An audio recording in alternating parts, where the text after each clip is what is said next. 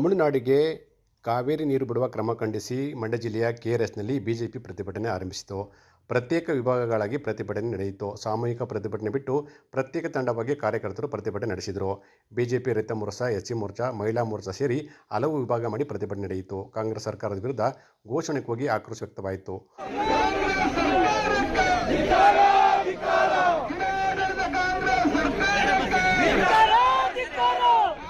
ಒಗ್ಗಟ್ಟು ಪ್ರದರ್ಶನ ಬಿಟ್ಟು ಪ್ರತಿಭಟನೆ ಆದ ಹಿಡಿದರು ಕಾರ್ಯಕರ್ತರು. ಮಂಡ್ಯದ ಕೆಆರ್ಎಸ್ನಲ್ಲಿ ಈ ಹೋರಾಟ ನಡೆಯಿತು. ಭಾರತೀಯ ಜನತಾ ಪಾರ್ಟಿಯ ರೈತ ಪರ ಹೋರಾಟಕ್ಕೆ, ಭಾರತೀಯ ಜನತಾ ಪಾರ್ಟಿ ರೈತ ಪರ ಹೋರಾಟಕ್ಕೆ ಪಿವೈ ವಿಜಯೇಂದ್ರಣ್ಣ ಅವರಿಗೆ, ಆರ್ ಅಶೋಕಣ್ಣ ಅವರಿಗೆ, ರೈತ ನಾಯಕ ಯಡಿಯೂರಪ್ಪನವರಿಗೆ,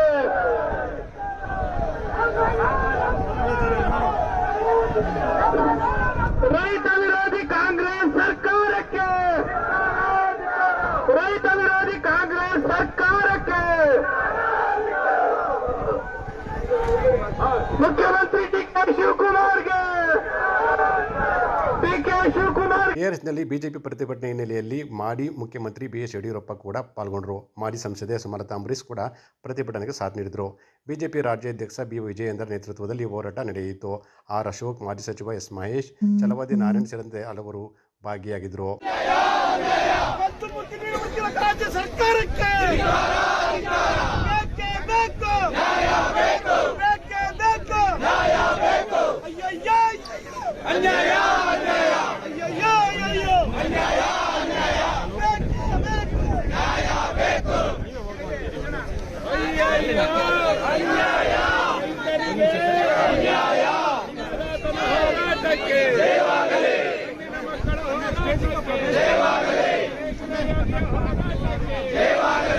ಇದೇ ಸಂದರ್ಭದಲ್ಲಿ ಬಿಜೆಪಿ ಪ್ರತಿಭಟನಾಕಾರರನ್ನು ಪೊಲೀಸರು ಬಂಧಿಸಿದರು. ಪ್ರತಿಭಟನೆಗೆ ಕುಳಿತ ಬಿಜೆಪಿ ನಾಯಕರನ್ನ ಬಸ್ ಮೂಲಕ ಹೊತ್ತೊಯ್ದರು ಪೊಲೀಸರು. ಬಿಜೆಪಿ ನಾಯಕರನ್ನು ಬಂಧಿಸಿ ಕರೆದೊಯ್ಯುತ್ತಿದ್ದಂತೆ ಕೆಆರ್ಎಸ್ ಪ್ರತಿಭಟನೆ ಅಂತ್ಯವಾಯಿತು. ಶ್ರೀರಂಗಪಟ್ಟಣ ಕೆಆರ್ಎಸ್ ಕಾನಮಡಿ ಅಣೆಕಟ್ಟೆಗೆ ಮುತ್ತಿಗೆ ಎತ್ತಿ ನಡೆಯಿತು. B Y Vijayendra, R Ashok, C T Ravi ಸೇರಿದಂತೆ ಅನೇಕ ಮುಖಂಡರನ್ನ ಪೊಲೀಸರು ಬಂಧಿಸಿ ನಂತರ ಬಿಡುಗಡೆ ಮಾಡಿದರು.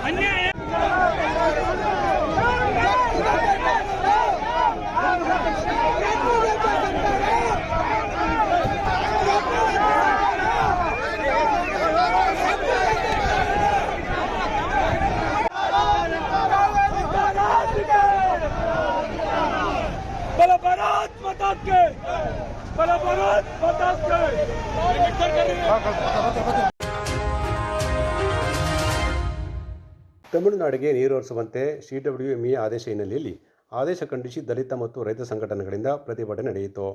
ಮಂಡ್ಯದ ಸಂಜೆ ವೃತ್ತದಲ್ಲಿ ಈ ಹೋರಾಟ ನಡೆಯಿತು. ರೈತರ ಪ್ರತಿಭಟನೆಗೆ ಮಾಜಿ ಸಚಿವ ಕುಮಾರ್ ಬಂಗಾರಪ್ಪ ಬೆಂಬಲ ಸೂಚಿಸಿದರು. ಮೈಸೂರು ಬೆಂಗಳೂರು ಹೆದ್ದಾರಿಯಲ್ಲಿ ಪ್ರತಿಭಟನೆಯಲ್ಲಿ ಕೂತು ತಾವು ಕೂಡ ತಮ್ಮ ಅಸಮಾಧಾನ ಹೊರಹಾಕಿದರು.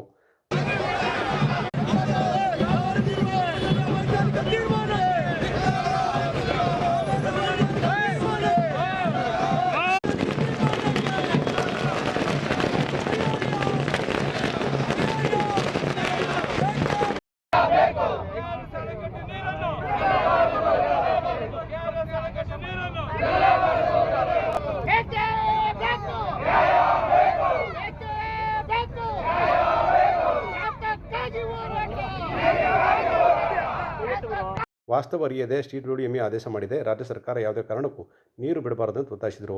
ನೀರು ಬಿಟ್ಟರೆ ಉಗ್ರ ಹೋರಾಟದ ಎಚ್ಚರಿಕೆಯನ್ನು ನೀಡಿದರು.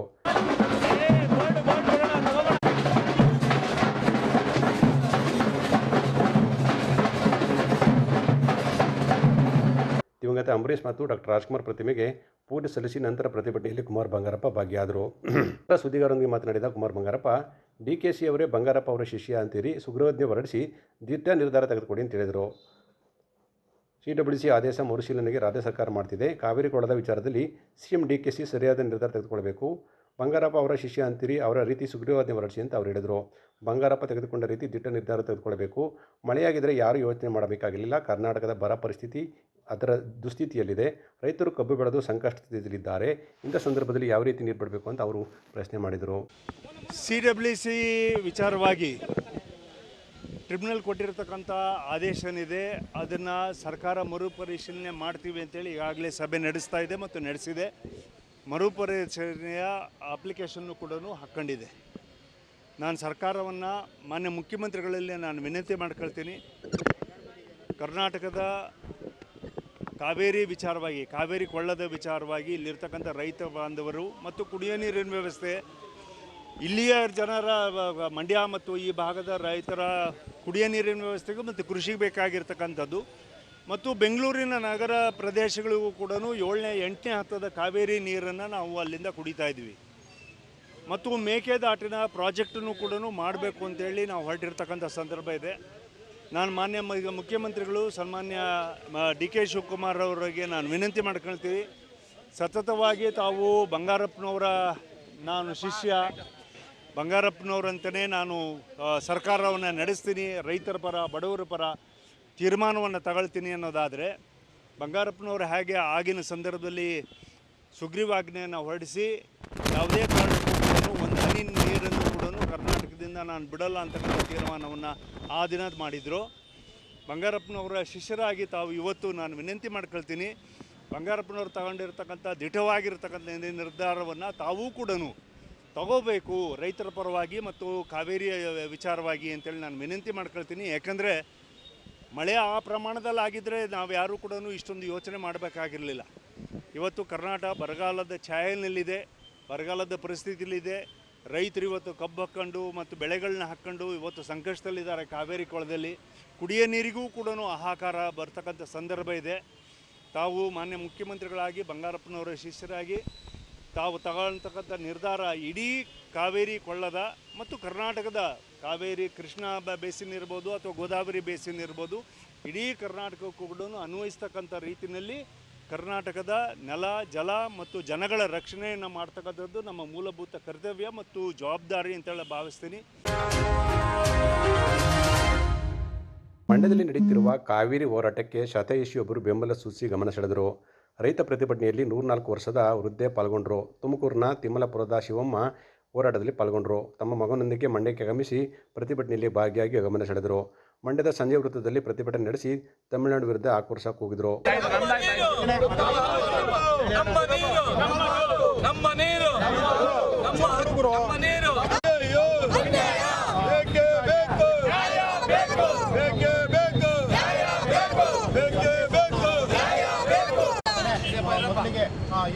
ಪ್ರಾಣ ಹೋದರೂ ನೀರು ಬಿಡಲ್ಲ, ನಮಗೆ ಕುಡಿಯಕ್ಕೆ ನೀರಿಲ್ಲ, ಅವರಿಗೆ ಎಲ್ಲಿಂದ ತರೋದು ಅಂತ ಹೇಳಿದರು.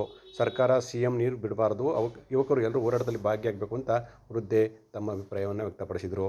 ನಾವ ತುಮಕೂರು ಜಿಲ್ಲೆ ತಿಪಟೂರು ತಾಲೂಕು ಕಿಬ್ನಳ್ಳಿ ಹೋಬಳಿ ತಿಮ್ಲಾಪುರ ಶಿವಮ್ಮ ಯಾಕೋಸ್ಕರ ಬಂದಿದ್ದೀವಿ, ಮಹಾರಾಜರು ಕಟ್ಟಿಕೊಟ್ಟಿರೋ ನಮ್ಮ ಕಾಚೆ ಮಂಡ್ಯಕ್ಕೆ ಅವರು ತಂಟೆ ಮಾಡ್ತಾ ಇದ್ದಾರೆ, ನಮಗೆ ನೀರು ಬಿಡ್ರಿ ಅಂತೇಳಿ ತಮಿಳ್ನಾಡಿನವರು ಅವರೊಂದು ಕಟ್ಟಿಸ್ಕೊಳ್ಳಿ, ಅವ್ರನ್ನ ಕಟ್ಟಿಸ್ಕೊಂಡು ಬಿಟ್ಕೊಳ್ಳಿ. ನಮ್ಗೆ ಯಾಕೆ ರೈತರಿಗೆ ಯಾಕೆ ತೊಂದರೆ ಕೊಡ್ತಾರೆ ಕುಡಿಯೋ ನೀರಿಗೆ? ಯಾಕೆ ನಮಗೆ ಇಲ್ವಲ್ಲ, ರೈತರು ಕೊಂಡೊಂದು ನೀರು ಸುರಿಸ್ತಾ ಇದ್ದಾವೆ, ಗೋಗಳು ಸಾಕೋಕ್ಕೆ ಶಕ್ತಿ ಇಲ್ಲ, ನೀರಿಲ್ಲ, ಮಳೆ ಇಲ್ಲ, ಬೆಳೆ ಇಲ್ಲ, ಯಾತ್ರ ಜೀವನ ಮಾಡ್ತವೆ. ಈ ಥರ ಮಾಡ್ತಾ ಇದ್ದಾರಲ್ಲ ತಮಿಳ್ನಾಡವರು, ಯಾಕೆ ಕಷ್ಟ ಕೊಡ್ತಾರೆ ನಮಗೆ? ಯಾಕೆ ಈ ಥರ ತೊಂದರೆ ಕೊಡ್ತಾರೆ? ಇಲ್ಲ ಕಾವೇರಿ ನೀರಂದರೆ ಅಲ್ಲೇ ಹರಿತೈತಾ, ನಮ್ಮ ರಾಜ್ಯದಾಗ ಹರಿತಾವಳೆ. ಅವರು ಕಟ್ಟಿಸ್ಕೊಂಡು ಒಂದು ಕಟ್ಟೆ ಕಟ್ಟಿಸ್ಕೊಂಡು ಬಿಟ್ಕೊಳ್ಳಿ ಬೇಕಾದ್ರೆ, ನಾವು ಮಾತ್ರ ಕೊಡಲ್ಲ ನೀರು. ನಮ್ಮ ಉಸಿರಿರೋವರೆಗೂ ತಿರುಗಾಡಂಗಿರೋವರೆಗೂ ನಾವು ಮಾತ್ರ ಇದು ಬಿಡಲ್ಲ ಬಿಡಲ್ಲ ಬಿಡಲ್ಲ ಬಿಡಲ್ಲ. ಮಂಡ್ಯ ಜಿಲ್ಲೆಯ ಶ್ರೀರಂಗಪಟ್ಟಣದ ತಾಲೂಕು ಕಚೇರಿ ಬಳಿ ರೈತರಿಂದ ಗಂಟೆ ಚಳವಳಿ ನಡೆಯಿತು. ಭೂಮಿ ತಾಯಿ ಹೋರಾಟ ಸಮಿತಿ ವತಿಯಿಂದ ಈ ವಿಭಿನ್ನವಾದಂಥ ಹೋರಾಟವನ್ನು ಹಮ್ಮಿಕೊಳ್ಳಲಾಗಿತ್ತು.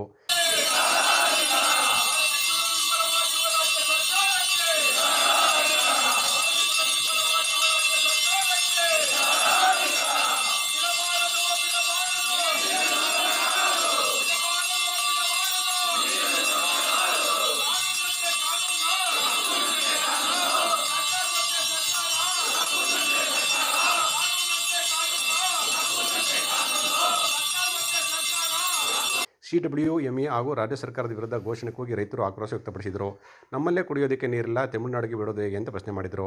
ರಾಜ್ಯ ಸರ್ಕಾರ ದಿಟ್ಟ ನಿರ್ಧಾರ ತೆಗೆದುಕೊಳ್ಳುವ ಮೂಲಕ ಕರ್ನಾಟಕದ ಜನರನ್ನು ಉಳಿಸಬೇಕು ಅಂತ ಆಗ್ರಹ ಮಾಡಿದರು. ಚಳುವಳಿ ಮಾಡ್ಬೋದು, ಚಳುವಳಿ ಕಲ್ಲೊಡೆದು ಗಲಾಟೆ ಮಾಡೋದೆಲ್ಲ ಮಾಡ್ಬೋದು.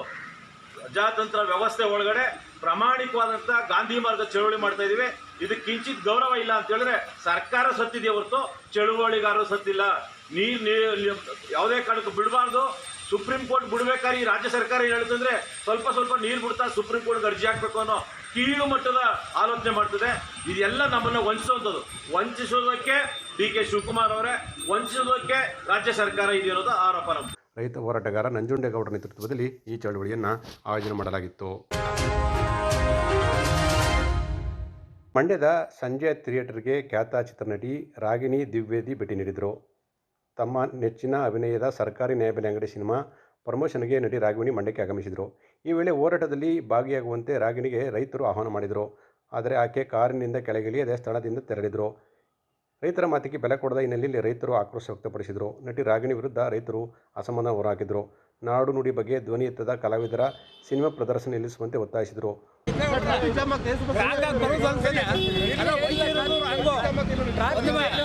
ನಮ್ಮ ಕಾವೇರಿ ನೀರು ಬಗ್ಗೆ ಮಾತಾಡೋಕ್ಕೆ ಅಲ್ಲಮ್ಮ ಕೆಳಗಡೆ ಬಂದು ಮಾತಾಡಿ, ಕೆಳಗಡೆ ಮಾಡ್ತೀವ, ಮಾತಾಡು ಜಾಸ್ತಿ ವಸ್ತ್ರ ಇಳಿಬೇಕು ನೋಡಿ. ಅದು ಒಂದು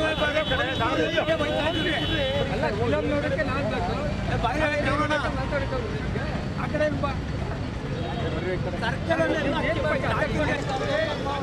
ಮುಂದೆ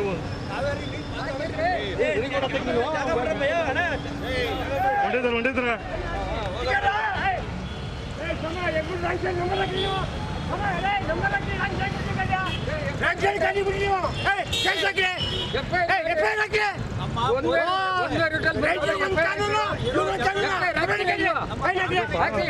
ಒನ್ವೇನಲ್ಲಿ ಬಂದ ರಾಗಿಣಿ ವಿರುದ್ಧವೂ ಕ್ರಮ ಕೈಗೊಳ್ಳುವಂತೆ ಕಾವೇರಿ ಹೋರಾಟಗಾರರು ತಮ್ಮ ಒತ್ತಡ ಹಾಕಿದರು.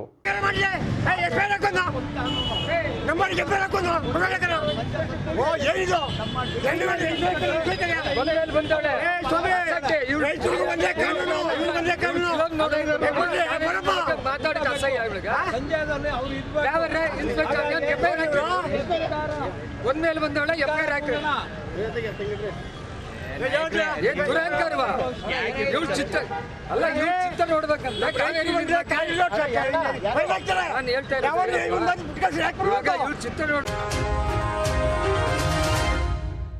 ಪಡಿತರ ವಿತರಕರ ಸಂಘದಿಂದ ಕಾವೇರಿ ಹೋರಾಟಕ್ಕೆ ಮಂಡ್ಯದಲ್ಲಿ ಬೆಂಬಲ ಸೂಚಿಸಲಾಯಿತು. ಮಂಡ್ಯದ ಸಂಜೆ ಸರ್ಕಲ್ನಲ್ಲಿ ಕಾವೇರಿ ಪಡಿತರ ವಿತರಕರ ಸಂಘದ ಪದಾಧಿಕಾರಿಗಳು ಪ್ರತಿಭಟನೆಯಲ್ಲಿ ಪಾಲ್ಗೊಂಡರು. ಬೆಂಗಳೂರು, ಮೈಸೂರು ಹಳೆ ವಿದ್ಯಾರ್ಥಿ ಕುಳಿತು ಹೋರಾಟ ನಡೆಸಿದರು.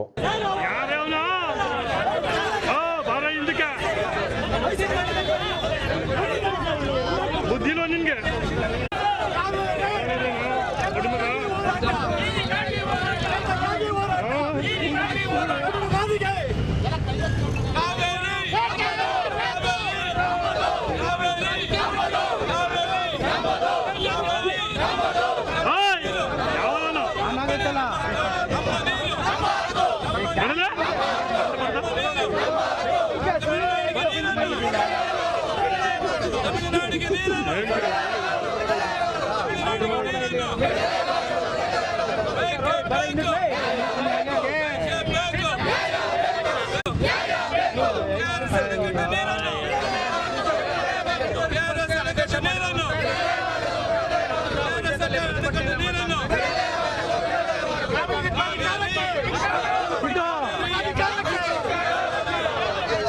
CWME ಆದೇಶ ಅವೈಜ್ಞಾನಿಕ ಅಂತ ಅವರು ಕಿಡಿಕಾರಿದರು. ರಾಜ್ಯ ಸರ್ಕಾರ ರೈತರ ಹಿತ ಕಾಯುವಲ್ಲಿ ವಿಫಲವಾಗಿದೆ. ಕಾವೇರಿ ನಮ್ಮದು, ಯಾವುದೇ ಕಾರಣಕ್ಕೂ ನೀರು ಬಿಡದಂತೆ ಒತ್ತಾಯ ಮಾಡಿದರು. ಸಂಜೆ ವೃತ್ತದಲ್ಲಿರುವ ಡಾಕ್ಟರ್ ರಾಜ್ಕುಮಾರ್ ಪ್ರತಿಮೆಗೆ ಮಾಲಾರ್ಪಣೆ ಮಾಡಲಾಯಿತು. ರಾಜ್ಯ ಪಡಿತರ ವಿತರಕರ ಸಂಘದ ಅಧ್ಯಕ್ಷ ಕೃಷ್ಣಪ್ಪ ನೇತೃತ್ವದಲ್ಲಿ ಹೋರಾಟ ನಡೆಯಿತು.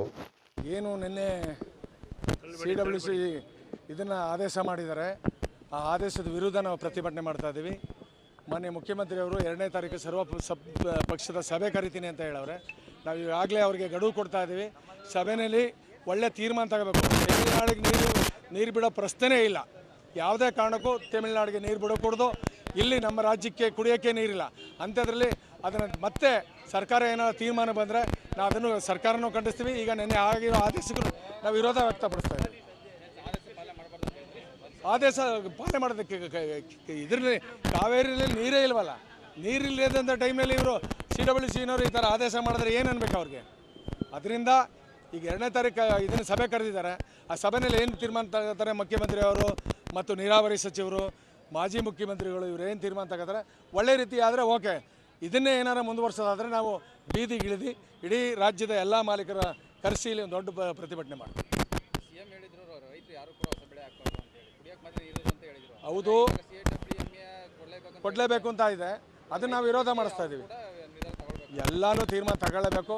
ಯಾವುದೇ ಕಾರಣಕ್ಕೂ ತಮಿಳುನಾಡಿಗೆ ಮಳೆ ಕೆರೆ ಕಟ್ಟೆ ತುಂಬುವವರೆಗೂ ನೀರು ಬಿಡೋ ಪ್ರಶ್ನೆನೇ ಇಲ್ಲ, ಬಿಡಕೂಡ್ದು ಅಂತ ಸರ್ಕಾರನ ಒತ್ತಾಯ ಮಾಡ್ತಾ ಇದ್ದೀವಿ. ಕೃಷ್ಣಪ್ಪ, ನ್ಯಾಯಬೆಲೆ ಅಂಗಡಿ ಮಾಲೀಕರ ಸಂಘದ ರಾಜ್ಯಾಧ್ಯಕ್ಷರು ಮತ್ತು ರಾಷ್ಟ್ರೀಯ ಕಾರ್ಯಾಧ್ಯಕ್ಷರು.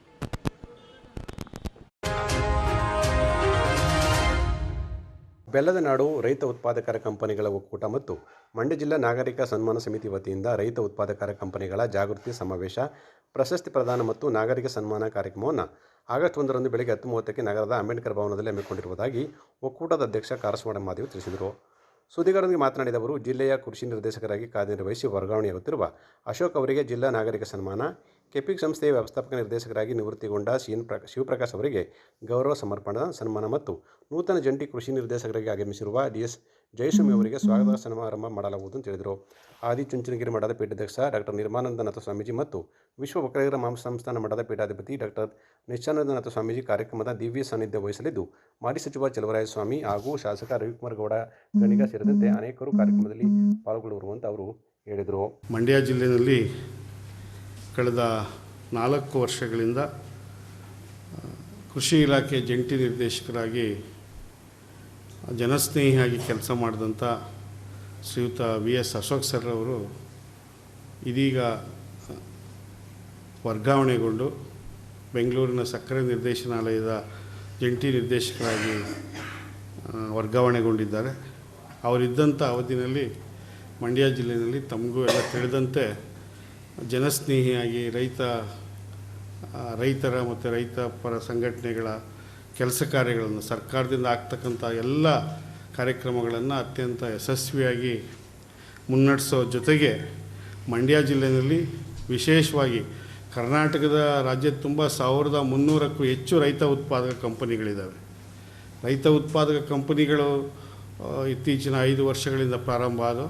ರೈತರಿಂದ ರೈತರಿಗಾಗಿ, ರೈತರೇ ಒಂದು ಬೆಳೆಗಳನ್ನು ಬೆಳೀತಕ್ಕಂಥ ರೈತರೇ ಸೇರಿ ಕಂಪನಿ ಕಾಯ್ದೆ ಅಡಿಯಲ್ಲಿ ಈ ಒಂದು ರೈತ ಉತ್ಪಾದಕ ಕಂಪನಿಗಳನ್ನು ಪ್ರಾರಂಭ ಮಾಡಬೇಕು ಅಂತೇಳಿ ಕೇಂದ್ರ ಮತ್ತು ರಾಜ್ಯ ಸರ್ಕಾರದ ಕೃಷಿ ಇಲಾಖೆಗಳ ಸಹಕಾರದೊಂದಿಗೆ ಪ್ರಾರಂಭ ಆದವು. ಇಡೀ ದೇಶದಲ್ಲಿ 10,000ಕ್ಕೂ ಹೆಚ್ಚು ಕಂಪನಿಗಳಿದ್ದಾವೆ. ಕರ್ನಾಟಕದಲ್ಲಿ 1,300ಕ್ಕೂ ಹೆಚ್ಚಿದ್ದಾವೆ. ವಿಶೇಷವಾಗಿ ಮಂಡ್ಯದಲ್ಲಿ 32ಕ್ಕೂ ಹೆಚ್ಚು ರೈತ ಉತ್ಪಾದಕ ಕಂಪನಿಗಳಿದ್ದಾವೆ. ಈ ರೈತ ಉತ್ಪಾದಕ ಕಂಪನಿಗಳು ಮತ್ತು ಕೃಷಿ ಇಲಾಖೆ ನಡುವೆ ಒಂದು ಸೇತುವೆಯಾಗಿ, ರೈತರ ನಡುವೆ ಮತ್ತು ಇಲಾಖೆ ನಡುವೆ ಈ ಕಂಪನಿಗಳು ಸೇತುವೆಯಾಗಿ ಕೆಲಸ ಮಾಡಬೇಕು ಅನ್ನೋ ಹಿನ್ನೆಲೆಯಲ್ಲಿ ನಮಗೆ ತುಂಬ ಪ್ರೋತ್ಸಾಹ, ಮಾರ್ಗದರ್ಶನ ಮಾಡ್ತಾ ನಿಜವಾಗಿ ರೈತ ಉತ್ಪಾದಕ ಕಂಪನಿಗಳ ಜವಾಬ್ದಾರಿ ಏನು ಅನ್ನೋದನ್ನು ನಮಗೆಲ್ಲ ತಿಳಿಸ್ಕೊಡ್ತಾ, ರೈತರು ಬೆಳೆದಂಥ ಬೆಳೆಗಳನ್ನು ಖರೀದಿ ಮಾಡುವಂಥದ್ದು, ಅದನ್ನು ಸಂಸ್ಕರಣೆ ಮಾಡಿ, ಮೌಲ್ಯವರ್ಧನೆ ಮಾಡಿ, ಬ್ರ್ಯಾಂಡ್ ಮಾಡಿ ಮಾರಾಟ ಮಾಡೋದಕ್ಕೆ ಅತ್ಯಂತ ಹೆಚ್ಚು ಮಾರ್ಗದರ್ಶನ ಮಾಡಿದವರಲ್ಲಿ ಅಶೋಕ್ ಸರ್ ಪ್ರಥಮರು. ಒಬ್ಬ ಅಧಿಕಾರಿಯಾಗಿ, ರೈತನಾಗಿ, ರೈತ ಮುಖಂಡರಾಗಿ ಕೂಡ ಅವರು ನಮ್ಮೊಟ್ಟಿಗೆ ಕೆಲಸ ಮಾಡಿ ನಮ್ಮೆಲ್ಲ ಕಂಪನಿಗಳು ಇವತ್ತು ಜಿಲ್ಲೆಯಲ್ಲಿ 16 ರೈತ ಉತ್ಪಾದಕ ಕಂಪನಿಗಳು ಸ್ವಂತ ಬ್ರ್ಯಾಂಡನ್ನು ಹೊಂದಿದ್ದಾವೆ. ಸರ್ಕಾರದ ಯೋಜನೆ, ರೈತ ಸಮೃದ್ಧಿ ಯೋಜನೆ ಅಡಿಯಲ್ಲಿ ಪ್ರತಿ ಜಿಲ್ಲೆಗೆ ಒಂದೊಂದು ಕಂಪನಿಗೆ ಒಂದೊಂದು ವರ್ಷಕ್ಕೆ ಈ ಬ್ರ್ಯಾಂಡಿಂಗು, ಮಾರ್ಕೆಟಿಂಗ್ಗೆ ಹಣ ಸಹಾಯಧನ ಕೊಡ್ತಾರೆ. ಆದರೆ ಇವರು ಯಾವ ಜಿಲ್ಲೆಯಲ್ಲಿ ಉಪಯೋಗ ಆಗಿಲ್ಲ. ಆ ಹಣವನ್ನು ತಂದು ನಮ್ಮ ಜಿಲ್ಲೆಯವರೇ ಕೃಷಿ ಸಚಿವರಾಗಿದ್ದ ಕಾರಣ ಸಚಿವರ ಒಂದು ಸಹಕಾರದೊಂದಿಗೆ ಕಳೆದ 2024-25ನೇ ಸಾಲಿನಲ್ಲಿ 8 ರೈತ ಉತ್ಪಾದಕ ಕಂಪ್ನಿಗಳಿಗೆ, 25-26ನೇ ಸಾಲಿನಲ್ಲಿ 8 ರೈತ ಉತ್ಪಾದಕ ಕಂಪ್ನಿಗೆ ತಲಾ 5 ಲಕ್ಷ ರೂಪಾಯಿಗಳ ಬ್ರ್ಯಾಂಡಿಂಗ್, ಮಾರ್ಕೆಟಿಂಗ್, ಇವೆಲ್ಲ ಲೋಗೋ ಡಿಸೈನಿಂಗ್ ಇವೆಲ್ಲಕ್ಕೂ ಕೂಡ ಅನುದಾನ ತರೋದ್ರ ಜೊತೆಗೆ ನಮ್ಮ ಕಂಪ್ನಿಗಳ ಮೂಲ ಉದ್ದೇಶ ರೈತರ ಉತ್ಪನ್ನಗಳನ್ನು ಖರೀದಿ ಮಾಡುವಂಥದ್ದು. ಆ ಪ್ರಯತ್ನವನ್ನು ಕಳೆದ ವರ್ಷ ನಾವು ಯಶಸ್ವಿಯಾಗಿ ಮಾಡಿದ್ವಿ. ಭತ್ತವನ್ನು ಮುಂಗಾರು ಹಂಗಾಮಿನಲ್ಲಿ ಭತ್ತ ಖರೀದಿ ಪ್ರಕ್ರಿಯೆಗೆ ನಮ್ಮನ್ನು ಹಚ್ಚಿದ್ರು ಅಶೋಕ್ ಸರ್. ಗೋಷ್ಠಿಯಲ್ಲಿ ಚಿಕ್ಕೇಗೌಡ, ಚಂದ್ರು, ಹನುಮಂತೇಗೌಡ, ಹರೀಶ್, ಶಿವರಾಮೇಗೌಡ ಇದ್ದರು. ಶ್ರೀರಂಗಪಟ್ಟಣದ ಚಂದ್ರವನ ಆಶ್ರಮದ ತ್ರಿನೇತ್ರ ಮಹಾಂತ ಶಿವಯೋಗಿ ಸ್ವಾಮೀಜಿಗಳ ಭಕ್ತವೃಂದ ಮತ್ತು ಜಫರುಲ್ಲಾ ಖಾನ್ ಹಿತೈಷಿ ಬಳಗದಿಂದ ಸ್ವಯಂ ಪ್ರೇರಿತ ರಕ್ತದಾನ ಶಿಬಿರ, ಸಸಿ ವಿತರಣೆ ಮತ್ತು ಸಾಧಕರಿಗೆ ಸನ್ಮಾನ ಕಾರ್ಯಕ್ರಮವನ್ನು ಆಗಸ್ಟ್ 3ರಂದು ಬೆಳಗ್ಗೆ 9:30ಕ್ಕೆ ನಗರದ ಪತ್ರಕರ್ತರ ಭವನದಲ್ಲಿ ಹಮ್ಮಿಕೊಂಡಿರುವುದಾಗಿ ಪತ್ರಕರ್ತ ಮತ್ತು ಬಳಗದ ಕೆ. ನವೀನ್ ಕುಮಾರ್ ತಿಳಿಸಿದರು. ಸುದ್ದಿಗಾರರೊಂದಿಗೆ ಮಾತನಾಡಿದ ಅವರು, ತ್ರಿನೇತ್ರ ಮಹಾಂತ ಶಿವಯೋಗಿ ಸ್ವಾಮೀಜಿ ಮತ್ತು ಸಮಾಜ ಸೇವಕ ಜಫರುಲ್ಲಾ ಖಾನ್ ಹುಟ್ಟುಹಬ್ಬದ ಹಿನ್ನೆಲೆಯಲ್ಲಿ ಜೀವಧಾರೆ ಟ್ರಸ್ಟ್ ಮತ್ತು ಮಿಮ್ಸ್ ರಕ್ತನಿಧಿ ಕೇಂದ್ರದ ಸಹಕಾರದೊಂದಿಗೆ ಕಾರ್ಯಕ್ರಮ ರೂಪಿಸಲಾಗಿದೆ ಅಂತ ಹೇಳಿದರು. ವಿಶ್ವ ಒಕ್ಕಲಿಗ ಮಹಾಸಂಸ್ಥಾನ ಮಠದ ನಿಶ್ಚಲಾನಂದನಾಥ ಸ್ವಾಮೀಜಿ ಹಾಗೂ ವಿವಿಧ ಕ್ಷೇತ್ರಗಳ ಸಾಧಕರನ್ನು ಮಿಮ್ಸ್ ನಿರ್ದೇಶಕ ನರಸಿಂಹಸ್ವಾಮಿ ಮತ್ತು ಕಾರ್ಯನಿರತ ಪತ್ರಕರ್ತರ ಸಂಘದ ಇತರರು ಸನ್ಮಾನಿಸುವರು ಅಂತ ಅವರು ಹೇಳಿದರು. ಶಿಕ್ಷಣ ಕ್ಷೇತ್ರದಿಂದ ಕನ್ನಿಕಾ ನವೋದಯ ಟ್ರಸ್ಟ್ನ ಅಧ್ಯಕ್ಷೆ ಕನ್ನಿಕಾ, ಆರೋಗ್ಯ ಕ್ಷೇತ್ರದಿಂದ ಮಿಮ್ಸ್ ಶಸ್ತ್ರಚಿಕಿತ್ಸಕರಾದಂತಹ ಮಹಮ್ಮದ್ ರಫೀಕ್, ಪರಿಸರ ಕ್ಷೇತ್ರದಿಂದ ಡಾಕ್ಟರ್ ಸಾಲುಮರದ ನಾಗರಾಜು, ರಕ್ತದಾನಿ KP ಕುಮಾರ್ ಅವರನ್ನು ಸನ್ಮಾನಿಸಲಾಗುವುದು. 200ಕ್ಕೂ ಹೆಚ್ಚು ಯೂನಿಟ್ ರಕ್ತ ಸಂಗ್ರಹಣೆಯ ನಿರೀಕ್ಷೆ ಇದೆ. 200ಕ್ಕೂ ಹೆಚ್ಚು ಮಂದಿಗೆ ಸಸಿಗಳನ್ನು ವಿತರಿಸಿ ಅದನ್ನು ನೆಟ್ಟು ವಿಡಿಯೋ ಕಳುಹಿಸುವಂತೆ ಸೂಚಿಸಲಾಗುವುದು ಅಂತ ಹೇಳಿದರು. ಮಹಮ್ಮದ್ ಜಫರುಲ್ಲಾ ಖಾನ್ ಹಿತೈಷಿಗಳ ಬಳಗ, ಡಾಕ್ಟರ್ ತ್ರಿನೇತ್ರ ಮಹಾಂತ ಶಿವಯೋಗಿ ಸ್ವಾಮೀಜಿಗಳ ಭಕ್ತ ವೃಂದದ ವತಿಯಿಂದ ಆಗಸ್ಟ್ 3 ಕಾರ್ಯನಿರತ ಪತ್ರಕರ್ತರ ಸಂಘದಲ್ಲಿ ಬೆಳಿಗ್ಗೆ 9 ಗಂಟೆಗೆ ರಕ್ತದಾನ ಶಿಬಿರ, ಗಿಡ ವಿತರಣೆ, ಸಾಧಕರಿಗೆ ಸನ್ಮಾನ ಸಮಾರಂಭವನ್ನು ಏರ್ಪಡಿಸಲಾಗಿದೆ. ಈ ಸಮಾರಂಭಕ್ಕೆ ವಿಶ್ವ ಒಕ್ಕಲಿಗರ ಮಠ ಸಂಸ್ಥಾನದ ನಿಶ್ಚಲಾನಂದ ಸ್ವಾಮೀಜಿಯವರು ಕಾರ್ಯಕ್ರಮದ ದಿವ್ಯ ಸಾನ್ನಿಧ್ಯ ವಹಿಸಿ ಚಾಲನೆ ನೀಡಿದ್ದಾರೆ. ಹಾಗೆ ಸಾಧಕರಿಗೆ ಕರ್ನಾಟಕ ಕಾರ್ಯನಿರತ ಪತ್ರಕರ್ತರ ಸಂಘದ ಉಪಾಧ್ಯಕ್ಷರಾದಂತಹ ಮತ್ತಿಕೆರೆ ಜಯರಾಮ್ರವರು, ಮಿಮ್ಸ್ ಕಾಲೇಜಿನ ನಿರ್ದೇಶಕರಾದ ನರಸಿಂಹಸ್ವಾಮಿಯವರು ಸನ್ಮಾನ ನೆರವೇರಿಸಲಿದ್ದಾರೆ. 4 ಮಂದಿಗೆ ನಾವು ಅಭಿನಂದನೆ ಮಾಡ್ತಾಯಿದ್ದೇವೆ. ಶಿಕ್ಷಣ ಕ್ಷೇತ್ರದಿಂದ ನವೋದಯ ಟ್ರಸ್ಟ್ನ ಅಧ್ಯಕ್ಷರಾದಂತಹ HR ಕನ್ನಿಕ್ರವರು, ಪರಿಸರ ಕ್ಷೇತ್ರದಿಂದ ಮಳವಳ್ಳಿಯ ಸಾಲುಮರ ನಾಗರಾಜರವರು, ಆರೋಗ್ಯ ಕ್ಷೇತ್ರದಿಂದ ಮಿಮ್ಸ್ನ ಶುಶ್ರೂಷಕ ಅಧಿಕಾರಿ ಮಹಮ್ಮದ್ ರಫೀಕ್ ಅವರು, ಹಾಗೆ 50ಕ್ಕೂ ಹೆಚ್ಚು ಬಾರಿ ರಕ್ತದಾನ ಮಾಡಿದಂತಹ KP ಕುಮಾರ್ ಅವ್ರನ್ನ ನಾವು ಸನ್ಮಾನ ಮಾಡ್ತಾಯಿದ್ದೇವೆ.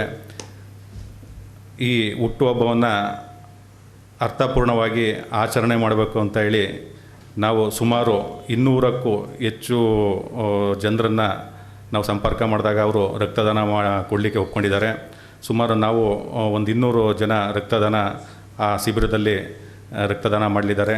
ಹಾಗೆ ಒಂದು 200ಕ್ಕೂ ಹೆಚ್ಚು ಜನಕ್ಕೆ ನಾವು ಗಿಡ ವಿತರಣೆ ಮಾಡ್ತೀವಿ. ಇವಾಗ ಗಿಡ ವಿತರಣೆ ಮಾಡಿದ ನಂತರ ಅವರು ಯಾರಿಗೆ ಗಿಡ ನಾವು ಕೊಟ್ಟಿರ್ತೀವಿ ಅವರು ನಾವೊಂದು ನಂಬರ್ ಕೊಟ್ಟಿರ್ತೀವಿ, ವಾಟ್ಸಪ್ ನಂಬರು. ಆ ವಾಟ್ಸಪ್ಗೆ ಅವರು ಗಿಡನ ನೆಟ್ಟಾದಮೇಲೆ ಇದು ಮಾಡಬೇಕು. ಈ ಥರ ಒಂದು ಕಾರ್ಯಕ್ರಮ ನಾವು ಮಾಡ್ತಾಯಿದ್ದೀವಿ. ಈ ಕಾರ್ಯಕ್ರಮ ಮಾಡಲಿಕ್ಕೆ ನಮ್ಮ ಜೀವಧಾರೆ ಟ್ರಸ್ಟ್ನ ನಟರಾಜ್ ಅವರು ಸಹಕಾರ ನೀಡ್ತಾ ಇದ್ದಾರೆ. ಹಾಗೆ ರಕ್ತನಿಧಿ ಕೇಂದ್ರ ಮಿಮ್ಸ್ ಅವರು ಕೂಡ ಸಹಕಾರ ಕೊಟ್ಟಿದ್ದಾರೆ. ಈ ಕಾರ್ಯಕ್ರಮ ಯಶಸ್ವಿ ಆಗಬೇಕಾದ್ರೆ ನನ್ನೆಲ್ಲ ಆತ್ಮೀಯ ಪತ್ರಕರ್ತರು. ಗೋಷ್ಠಿಯಲ್ಲಿ ಜೀವಧಾರೆ ಟ್ರಸ್ಟ್ನ ನಟರಾಜು, ಶಶಿಕುಮಾರ್, ಪತ್ರಕರ್ತ ನಂಜುಂಡಸ್ವಾಮಿ ಇದ್ದರು. ಮಗುವಿನ ಮೊದಲ ಭಾಷೆಯೇ ಚಿತ್ರಕಲೆ ವಿಶ್ವ ಭಾಷೆ, ಇದರಲ್ಲಿ ಜಾತಿ ಮತ ಪಂಥಗಳ ಹಂಗಿಲ್ಲ ಎಂದು ಸೌತ್ ಮಲ್ಟಿಪಲ್ ಉಪಾಧ್ಯಕ್ಷರಾದಂಥ ಅಲೈ KT ಹನುಮಂತ ಅಭಿಪ್ರಾಯಪಟ್ಟರು. ಜಿಲ್ಲಾಧಿಕಾರಿಗಳ ಕಚೇರಿ ಎದುರಿರುವ ಕಾವೇರಿ ಉದ್ಯಾನವನದಲ್ಲಿ association of alliance club international district 268S ವತಿಯಿಂದ ಜಿಲ್ಲಾ ಮಟ್ಟದ ಅಲಯನ್ಸ್ ಕ್ಲಬ್ ಅವಾರ್ಡ್ ಸ್ಥಳದಲ್ಲಿಯೇ ಚಿತ್ರ ಬರೆಯುವ ಸ್ಪರ್ಧೆಗೆ ಸಾಂಕೇತಿಕವಾಗಿ ಚಿತ್ರ ಬರೆಯುವ ಮೂಲಕ ಚಾಲನೆ ನೀಡಿ ಮಾತನಾಡಿದರು. ಚಿತ್ರ ಬರೆಯುವುದರಿಂದ ಮಕ್ಕಳಲ್ಲಿ ಸೃಜನಶೀಲತೆ, ಏಕಾಗ್ರತೆ, ಜ್ಞಾಪನ ಶಕ್ತಿ ಹೆಚ್ಚಾಗಲು ಪ್ರೇರಕ ಶಕ್ತಿಯಾಗುತ್ತದೆ ಅಂತ ಅವರು ಹೇಳಿದರು. ಇಂಟರ್ನ್ಯಾಷನಲ್ ಜಿಲ್ಲೆ 268S ವತಿಯಿಂದ ನಾವು ಅಲಯನ್ಸ್ ಗ್ರೀನ್ ಅವಾರ್ಡ್ಸ್ ಅಂತ ಹೇಳಿ ಒಂದು ಚಿತ್ರಕಲಾ ಸ್ಪರ್ಧೆಯನ್ನ ಜಿಲ್ಲಾ ಮಟ್ಟದಲ್ಲಿ ಏರ್ಪಾಡು ಮಾಡಿದ್ದೇವೆ. ಈ ಒಂದು ಏನು ನಮ್ಮ ಸ್ಪರ್ಧೆಯಲ್ಲಿ ಈಗಾಗಲೇ ನಮ್ಮ ಮಂಡ್ಯ ಜಿಲ್ಲೆಯ ವಿವಿಧ ಭಾಗಗಳಿಂದ ಸುಮಾರು 200 ವಿದ್ಯಾರ್ಥಿಗಳು ಈ ಸ್ಪರ್ಧೆಗೆ ಆಗಮಿಸಿದ್ದಾರೆ. ಇನ್ನೂ ಹೆಚ್ಚಿನ ವಿದ್ಯಾರ್ಥಿಗಳು ಕೂಡ ಬರೋ ಇದರಲ್ಲಿದ್ದಾರೆ. ಈ ಒಂದು ಸ್ಪರ್ಧೆಯ ನಿಯಮಗಳು ಇವೆಲ್ಲವೂ ಕೂಡ ಈಗಾಗಲೇ ನಿಮ್ಗೆ ಗೊತ್ತಿದೆ. ಮತ್ತೆ ಚಿತ್ರಕಲೆ ಅಂತಕ್ಕಂಥದ್ದು ಒಂದು ಮಗುವಿನ ಮೊದಲ ಭಾಷೆ ಅಂತ ಹೇಳಿದ್ರೆ ಅದು ಚಿತ್ರಕಲೆ ಮಾತ್ರ ಅಲ್ವಾ? ಯಾಕೆಂತಂದ್ರೆ ಇವತ್ತು ಚಿತ್ರಕಲೆ ಒಂದು ವಿಶ್ವ ಭಾಷೆ ಅಂತ ಹೇಳ್ಬೋದು ನಾವು. ಚಿತ್ರಕಲೆ ಮಕ್ಕಳಲ್ಲಿ ಒಂದು ಸೃಜನಶೀಲತೆಯನ್ನ ತರುತ್ತೆ ಮತ್ತು ಅವರಲ್ಲಿ ಏಕಾಗ್ರತೆಯನ್ನು ತರ್ತಕ್ಕಂಥದ್ದು ಚಿತ್ರಕಲೆ. ಹಾಗಾಗಿ ಚಿತ್ರಕಲೆಗೆ ಯಾವುದೇ ದೇಶ, ಭಾಷೆ ಅಲ್ವಾ ಮತ್ತೆ ಜಾತಿ ಯಾವುದೇ ರೀತಿ ಹಂಗಿಲ್ಲ. ನೋಡಿ, ನಾವು ಭಾರತದಲ್ಲಿ ಒಂದು ಆನೆ ಚಿತ್ರ ಬರೆದ್ರೆ ಅದು ಅಮೆರಿಕಕ್ಕೆ ಹೋದ್ರೂ ಕೂಡ ಆನೆನೇ ಅಲ್ವಾ, ಆಸ್ಟ್ರೇಲಿಯಾಕ್ಕೆ ಹೋದ್ರೂ ಕೂಡ ಅದು ಆನೆನೇ. ಹಾಗಾಗಿ ಚಿತ್ರಕಲೆ ಇಡೀ ಜಗತ್ತಿಗೆ ಅರ್ಥವಾಗುವಂತ ಏಕೈಕ ಭಾಷೆ ಯಾವ್ದಾರಿದೆ ಅಂದ್ರೆ ಅದು ಮಕ್ಕಳ ಯಾವುದು? ಚಿತ್ರಕಲೆ. ಹಾಗಾಗಿ ಪ್ರತಿಯೊಬ್ಬರು ಕೂಡ ಮಕ್ಕಳು ಚಿತ್ರಕಲೆಯಲ್ಲಿ ಈಗ ಜಗತ್ತಿನಲ್ಲಿ 80-90% ಮಕ್ಕಳು ಬಹಳ ಇಷ್ಟಪಡ್ತಕ್ಕಂಥ ಕಲೆ ಯಾವ್ದಾಗಿದೆ ಅಂದ್ರೆ ಅದು ಚಿತ್ರಕಲೆ. ಹಾಗಾಗಿ ಮಕ್ಕಳು ಬಾಲ್ಯದಿಂದಲೇ ಚಿತ್ರಕಲೆಯಲ್ಲಿ ಹೆಚ್ಚು ಆಸಕ್ತಿಯನ್ನು ಬೆಳೆಸಬೇಕು ಅನ್ನುವಂಥ ನಿಟ್ಟಿನಲ್ಲಿ ನಮ್ಮ ಅಂತಾರಾಷ್ಟ್ರೀಯ ಅಲಯನ್ಸ್ ಸಂಸ್ಥೆ ಪ್ರತಿ ವರ್ಷ ಕೂಡ ಅಲಯನ್ಸ್ ಗ್ರೀನ್ ಅವಾರ್ಡ್ ಅಂತೇಳಿ ಒಂದು ಸ್ಪರ್ಧಾ ಕಾರ್ಯಕ್ರಮ ಮಾಡ್ತಾ ಇದೀವಿ. ಮತ್ತು ಇಲ್ಲೂ ಕೂಡ ನಾವು ಬಹುಮಾನವನ್ನು ಕೊಡ್ತಾ ಇದೀವಿ. ಇಲ್ಲಿ ಆಯ್ಕೆ ಆದವ್ರನ್ನ ನಾವು ಇಂಟರ್ನ್ಯಾಷನಲ್ ಕೂಡ ಕಳಿಸ್ತಾ ಇದೀವಿ. ಅಲ್ಲೂ ಕೂಡ 50,000, 25,000, 15,000, 5,000 4 ಬಹುಮಾನಗಳಿರ್ತವೆ. ಮತ್ತು ಭಾಗವಹಿಸಿದಂತ ಎಲ್ರಿಗೂ ಕೂಡ ನಾವು ಒಂದು ಸರ್ಟಿಫಿಕೇಟ್ಗಳನ್ನ ಕೊಡ್ತಕ್ಕಂಥ ಕೆಲಸವನ್ನು ಕೂಡ ಮಾಡ್ತಾ ಇದೀವಿ. ಹಾಗಾಗಿ ಈ ಸರ್ಕಾರ ಇತ್ತೀಚೆಗೆ ಏನಾಗಿದೆ ಅಂತಂದ್ರೆ ಪ್ರತಿಯೊಂದು ಶಾಲೆಗಳು ಕೂಡ ಚಿತ್ರಕಲಾ ಶಿಕ್ಷಕರನ್ನು ನೇಮಿಸ್ತಕ್ಕಂಥ ಕೆಲಸವನ್ನ ಸರ್ಕಾರ ಮಾಡ್ತಾ ಇದೆ. ಪ್ರತಿಯೊಂದು ಶಾಲೆಗೂ ಕೂಡ ಚಿತ್ರಕಲಾ ಶಿಕ್ಷಕರನ್ನ ಮತ್ತೆ ಹಾರ್ಟಿಕಲ್ಚರ್ ಟೀಚರ್. ಇವತ್ತು ವಿದ್ಯೆ ಅಂದ್ರೆ ಬರೀ ಓದು ಬರಹ ಅಲ್ಲ, ಅದ್ರ ಜೊತೆಗೆ ಈ ಸಂದರ್ಭದಲ್ಲಿ ಚಂದ್ರಶೇಖರ್, ಅಲೈ, ಧನಂಜಯ ದಸಕುಪ್ಪೆ ಹಾಗೂ ಕೃಷ್ಣಪ್ಪ, ಲೋಕೇಶ್, ಪುರುಷೋತ್ತಮ ಅಲೈ, ಸುನೀತಾ, ಮಹಾಲಕ್ಷ್ಮಿ, ಕೆಂಪೇಗೌಡ ಸೇರಿದಂತೆ ಅನೇಕ ಪದಾಧಿಕಾರಿಗಳು ಹಾಜರಿದ್ದರು. ಪಾಂಡವಪುರ ತಾಲೂಕಿನ ಹನೂನಹಳ್ಳಿ ಮಹಿಳಾ ಹಾಲು ಉತ್ಪಾದಕರ ಸಹಕಾರ ಸಂಘ ನಿಯಮಿತದ ಕಾರ್ಯದರ್ಶಿ ಶೋಭಾ ಅವರನ್ನು ಸೇವೆಯಿಂದ ವಜಾಗೊಳಿಸುವಂತೆ ಒತ್ತಾಯಿಸಿ ಆಡಳಿತ ಮಂಡಳಿ ಸದಸ್ಯರು, ಷೇರುದಾರರು ಮತ್ತು ರೈತರು ಪಟ್ಟಣದ ಸಹಕಾರ ಸಂಘಗಳ ಸಹಾಯಕ ನಿಬಂಧಕರ ಕಚೇರಿ ಎದುರು ಪ್ರತಿಭಟನೆ ನಡೆಸಿದರು. ಕಾರ್ಯದರ್ಶಿ ಶೋಭಾ ಅವರು ಸಂಸ್ಥೆಯ ಲೆಕ್ಕಪತ್ರಗಳಲ್ಲಿ ಅಕ್ರಮ ನಡೆಸಿದ್ದು, ಪ್ರತಿನಿತ್ಯದ ಲಾಭ ನಷ್ಟದ ವಿವರ, ಜಮಾ ಖರ್ಚು ಪಟ್ಟಿ, ವಾರ್ಷಿಕ ವರದಿ, ಲೆಡ್ಜರ್ ಬುಕ್, ಪಾಸ್ಬುಕ್, ಪಶು ಆಹಾರದ ದಾಖಲೆ ಮತ್ತು ಸಂಸ್ಥೆಗೆ ಖರೀದಿಸಿದ ವಸ್ತುಗಳ ಬಿಲ್ಲುಗಳನ್ನು ನೀಡದೆ ಲೋಪ ಮಾಡಿದ್ದಾರೆ ಅಂತ ಆರೋಪಿಸಿದರು. 26 ಸಹಕಾರ ಸಂಘ ಸಹಾಯ ನಿಬಂಧಕರು ನಾವು ಅರ್ಜಿ ಕೊಟ್ಟಿದ್ದೋ ಏನಂತ ಹನೂನಹಳ್ಳಿ ಮಹಿಳಾ ಸಹಕಾರಿ ಸಂಘದಲ್ಲಿ ಶೋಭಾ ಲೋಕೇಶ್ ಕಾರ್ಯದರ್ಶಿ ತೆರವುಗೊಳಿಸ್ಕೊಡಿ, ಅವ್ರು 22 ವರ್ಷದ ಅವಧಿಯಲ್ಲಿ ಏನೇನು ಭ್ರಷ್ಟಾಚಾರ ಆಗೈತೆ ಅದನ್ನ ಕಂಡಿಡ್ಕೊಡಿ ಅಂತ ನಾವು ಅರ್ಜಿ ಹಾಕಿದ್ದೋ. ಇದರಿಂದ ಯಾರು ನಮಗೇನೋ ರಿಪ್ಲೈ ಕೊಡಲಿಲ್ಲ. ನಾವು ಅಲ್ದು ಸಾಕಾಯಿತು. ಆಮೇಲೆ ಏನು ಮಾಡಿದೋ, ತಿರ್ಗಾ ನಮ್ಮ ಸೆಕ್ರೆಟರಿ ಅವ್ರಿಗೇನೋ ಅವ್ರಿಗೂ ಅರ್ಜಿ ಹಾಕ್ತೋ, ನಮಗೆ ಇಂತಿಂಥ ಡೀಟೇಲ್ ಬೇಕು, ಜಮಾ ಖರ್ಚು ಪಟ್ಟಿ, ವಾರ್ಷಿಕ ಪಟ್ಟಿ, ಕ್ಯಾಶ್ ಬುಕ್ಕು, ನಗದು ಬುಕ್ಕು, ಲೆಡ್ಜರ್ ಬುಕ್ಕು, ಏನು ಸಂಸ್ಥೆ ಸಂಬಂಧಪಟ್ಟ ಏನೇನು ದಾಖಲಾತಿಗಳು ಏನೈತೆ ಅದು ಸಂಬಂಧಪಟ್ಟ ಎಲ್ಲ ಬಿಲ್ಗಳು ಎಲ್ಲನೂ ಕೊಡಿ ಅಂತ ಹೇಳ್ದು. ಆಗ ಜಮಾ ಖರ್ಚು ಪಟ್ಟಿ ಸೂಪರ್ವೈಸರ್ ಒಂದು ದಿವಸ ಬಂದರು, ತೋರಿಸ್ಕೊಟ್ಟಾಗ 10 ತಿಂಗಳು ಜಮಾ ಖರ್ಚು ಪಟ್ಟಿ ಸಿಕ್ತು. ಅಲ್ಲಿ ನಾವೆಲ್ಲರೂ ನೋಡಿ ಚರ್ಚೆ ಮಾಡಿದೆ, ಏನು ತಿಂಗಳ 50,000 40,000 ಆದಾಯ ಬಂದರೂ ಕೂಡ ಖರ್ಚು ಅಂತ ತೋರಿಸ್ತಾರಲ್ಲ ಅಂತ ನೋಡಿದ್ರೆ 50,000 ಆದಾಯ ಬಂತು ಅಂದರೆ 10 ತಿಂಗಳು 40,000 45,000 48,000 ಖರ್ಚು ತೋರಿಸ್ಬಿಡೋದು. ಈ ಖರ್ಚು ತೋರಿಸ್ತಾ ಫೈನ್ ಪರವಾಗಿಲ್ಲ, ಬಿಲ್ಗಳು ತೋರಿಸು, ಅಕೌಂಟಲ್ಲಿ ಕಟ್ ಆಗಿದ್ರೆ ಡೆಬಿಟ್ ಆಗಿರೋದು, ಬಿಲ್ಗಳಿದ್ರೆ ಬಿಲ್ಗಳು ಕೊಡಬೇಕು, ಸುಮ್ಮನೆ ನೀನು ಖರ್ಚು ಅಂತ ಬರ್ಕೊಬಿಟ್ರೆ ಅಂತ ಕೇಳ್ದು. ಸಂಸ್ಥೆ ಅಧ್ಯಕ್ಷೆ ವನಜಾಕ್ಷಿ ಮಾತನಾಡಿ, ಹಾಲು ಮಾರಾಟದ ಹಣವನ್ನು ರೈತರ ಖಾತೆಗೆ ಜಮಾ ಮಾಡದೆ ದುರುಪಯೋಗ ಮಾಡಿಕೊಳ್ಳಲಾಗಿದೆ ಅಂತ ಆರೋಪ ಮಾಡಿದರು. ಸ್ಥಳಕ್ಕೆ ಆಗಮಿಸಿದ ಕೆಆರ್ಎಸ್ ಪಕ್ಷದ ಜಿಲ್ಲಾ ಕಾರ್ಯದರ್ಶಿ ಯೋಗೇಶ್ ಹಾಗೂ ತಾಲೂಕು ಮಾಜಿ ಅಧ್ಯಕ್ಷ ಶಾಂತಿಪ್ರಸಾದ್ ಮಾತನಾಡಿ, ತಾಲೂಕಿನ ಹಾಲು ಡೇರಿಗಳು ಹಾಗೂ ಸಹಕಾರ ಸಂಘಗಳಲ್ಲಿ ಭ್ರಷ್ಟಾಚಾರ ಮಿತಿ ಮೀರಿದೆ ಅಂತ ಅವರು ಹೇಳಿದರು. ತುಂಬ ರಿಕ್ವೆಸ್ಟ್ ಕೇಳಿ ಬೇಜಾರಾಗಿ ಅವರೇ ಬಂದಿದ್ದು ಫಸ್ಟು, ಆಮೇಲೆ ಅವರಿಗೆ ನಾವು ಬಂದು ಹಿಂಗೆ ಅಲಿತಾ ಇದ್ವಿ. ದೌರ್ಜನ್ಯ ಜಾಸ್ತಿ ಸರ್. ಇವತ್ತು ಏನಾರ ಇವ್ರು ಕೇಳಿದ್ರು ನೀವು ಪ್ರಶ್ನೆ ಮಾಡ್ತಾರೆ ಹೇಳಿದ್ದಾರೆ ಸರ್, ನಮಗೆ ಅವ್ರು ಕೊಟ್ಟಾಗ್ಲಿ ಅಂತ. ನಾವು ಒಟ್ಟಿನಲ್ಲಿ ಕೇಳ್ಕೊತಿರೋದು ಅವ್ರ ಮುಖಾಂತರ ನಮ್ಗೆ ಯಾವ ತನಿಖೆನೂ ಬೇಡ. ಯಾವ ಅವರು 5 ವರ್ಷದ ಕೊಡ್ತೀನಿ ರಿಪೋರ್ಟ್ ಅದೇನು ಬೇಡ ಸರ್. ಪೂರ್ತಿ ವಾದ ಮಾಡಿದ್ವಿ, ನಮಗೆ ಬೋರ್ಡ್ಗೆ ಇಷ್ಟ ಇಲ್ಲ ಅವ್ರು ಕೆಲಸ ಮಾಡೋದು. ಅವ್ರು ಹೊರಗಡೆ ಹೋಗಿ ನಾವು ಬೇಕಾದವ್ರನ್ನ ನಾವು ಮಾಡ್ಕೋತೀವಿ. ಮನವಿ ಸ್ವೀಕರಿಸಿದ ಸಹಕಾರ ಸಂಘಗಳ ಸಹಾಯಕ ನಿಬಂಧಕ ನಾಗಭೂಷಣ್ ಮಾತನಾಡಿ, ಈ ಕುರಿತು ಹಿಂದೆಯೂ ದೂರು ಬಂದಿತ್ತು, ಈಗ ಅದನ್ನು ಪರಿಶೀಲನೆ ಮಾಡುವುದಾಗಿ ಹೇಳಿದರು. ಅಧಿಕಾರಿಗಳ ಭರವಸೆ ನಂತರ ಪ್ರತಿಭಟನೆ ಹಿಂಪಡೆಯಲಾಯಿತು. ಪ್ರತಿಭಟನೆಯಲ್ಲಿ ವನಜಾಕ್ಷಿ, ಶಶಿಕಲಾ, ಸುಶೀಲಮ್ಮ, ಚಿಕ್ಕತಾಯಮ್ಮ, ಮಂಗಳಮ್ಮ ಸೇರಿದಂತೆ ಅನೇಕರು ಭಾಗಿಯಾಗಿದ್ದರು.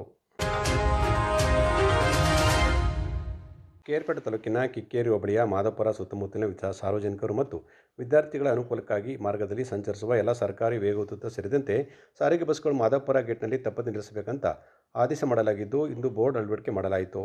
ಈ ಸಂದರ್ಭದಲ್ಲಿ ಮಾತನಾಡಿದ ಡಾಕ್ಟರ್ ರಾಮಕೃಷ್ಣೇಗೌಡ, ಮಾದಪುರ ಗೇಟ್ ಸುತ್ತಮುತ್ತಲಿನ ಉಗಿನಹಳ್ಳಿ, ಗಾಣದಹಳ್ಳಿ, ಕಡೆಯಮೆಗೆ, ಗೊಂದಹಳ್ಳಿ, ತುಳಸಿ, ರಾಜಪುರ ಸೇರಿದಂತೆ ನೂರಾರು ವಿದ್ಯಾರ್ಥಿಗಳು, ಉದ್ಯೋಗಿಗಳು, ವೃದ್ಧರು ಶಾಲಾ ಕಾಲೇಜುಗಳಿಗೆ ಮತ್ತು ಆಸ್ಪತ್ರೆಗೆ ಮತ್ತು ದಿನನಿತ್ಯದ ಕೆಲಸ ಕಾರ್ಯಗಳಿಗಾಗಿ ನಗರ ಪ್ರದೇಶಗಳಿಗೆ ಸಂಚರಿಸುತ್ತಾರೆ. ಆದರೆ ಸಾರಿಗೆ ವೇಗದೂತ ಬಸ್ಸುಗಳು ಇಲ್ಲಿ ನಿಲ್ಲದೆ ಆಗಿಯೇ ಹೋಗುವುದರಿಂದ ಸಾರ್ವಜನಿಕರಿಗೆ ತೊಂದರೆಯಾಗಿದೆ ಅಂತ ತಮ್ಮ ಅಸಮಾಧಾನ ಹೊರಹಾಕಿದರು. ಮಾದಾಪುರ ಗೇಟಲ್ಲಿ ಹಿಂದೆ 1900 ನೋಡಿಲಿ 5 2015ರಲ್ಲಿ ಆರ್ಡರ್ಸ್ ಆಗಿದೆ. ಅವತ್ತಿನ ಅಂದಿನ ಕಾಲದ ಒಬ್ಬ ಡಿ ಪಿ ಎಮ್ಮರು ವಿನೋದಮ್ಮನವರ ಒಂದು ಕೋರಿಕೆ ಮೇರೆಗೆ ರಾಮಲಿಂಗಾರೆಡ್ಡಿಯವರು ಮತ್ತು ಮಂತ್ರಿ ಆಗಿದ್ದರು. ರಾಮಲಿಂಗಾರೆಡ್ಡಿಯವರು ಒಂದು ಸಾರಿಗೆ ಮಂತ್ರಿ ಆಗಿದ್ದರು. ಅವರಿಂದ ಆದೇಶ ಆಗಿ ಇದರಿಂದ ಬಂದು ಇಲ್ಲಿ ಬಸ್ ಸ್ವಲ್ಪ ದಿವಸ ಟಿ ಸಿ ಅವರಿದ್ದು ಬಸ್ ಇರ್ತಾಯಿದ್ರು. ಇತ್ತೀಚೆಗೆ ಬಸ್ ನಿಲ್ತಿರಲಿಲ್ಲ. ಆವಾಗ ಪುನಃ ಹೋದ ತಿಂಗಳು ಮೇನಲ್ಲಿ 9 ತಾರೀಕಿಲ್ಲಿ ಟಿ ಸಿ ಹಾಕಿ ಒಂದು 3 ದಿವಸ ಬಿಟ್ಟಿದ್ರು. ಅವತ್ತು ಸಹಿತ ಬಸ್ ನಿಲ್ಲಿಸಿದ್ರು. ಈಚೆಗೆ ಬಸ್ ನಿಲ್ಲಿಸ್ತಾ ಇಲ್ಲ. ನೋಡಿ, ಮಾದಾಪುರ ಇಲ್ಲಿ ಈ ಕಡೆ ಬಂದರೆ ಹೊಸೂರು, ಮೂಗಿನಹಳ್ಳಿ ಕೊಪ್ಪಲು, ಹೊಸೂರು ಕೊಪ್ಪಲು, ಮಾಡದಲ್ಲಿ ಮತ್ತು ಗಾಣದಲ್ಲಿ ಮತ್ತು ಈ ಕಡೆಯಿಂದ ಇಲ್ಲಿ ಐಕಳ್ಳಿ, ಮಣ್ಣನಹಳ್ಳಿ, ಹೊಸೂರು ಕೊಪ್ಪಲು, ಇಲ್ಲಿ ತೊಳಸಿಗೇಟಲ್ಲ ಇಲ್ಲಿ ಹತ್ಬೇಕಾರೆ ಹುಡುಗರು ಶಾಲಾ ಮಕ್ಕಳು ಹತ್ಬೇಕಾರೆ ಭಾಳ ತೊಂದರೆ ಆಯ್ತಾ ಇದೆ. ಸೊ ಇದನ್ನು ಕೋರಿಕೆ ನಿಲುಗಡೆನ ಕೇಳಿದ್ವಿ ಸದ್ಯಕ್ಕೆ ನಾವು. ಅವತ್ತು ಕೋರಿಕೆ ನಿಲುಗಡೆ ಮಾಡಿ ಮತ್ತೆ ಏನಾದರೂ ಮಾಡಿ ಒಂದು ಇಲ್ಲಿಗೆ ಒಂದು ಸ್ಟೇಜ್ ಪಾಯಿಂಟ್ ಮಾಡಿ ಟಿಕೆಟ್ ಬರೋಂಗೆ ಮಾಡಿದರೆ ನಮಗೆ ಅನುಕೂಲ ಆಗುತ್ತೆ. ಈಗ ಅರಸೀಕೆರೆಯಿಂದ ಟಿಕೆಟ್ ಬರ್ತಾ ಇದೆ. ಈ ಸಂದರ್ಭದಲ್ಲಿ ಮುಖಂಡರಾದ ನಾಗೇಗೌಡ, ಅಣ್ಣಯ್ಯಪ್ಪ ಸೇರಿದಂತೆ ಇತರರಿದ್ದರು.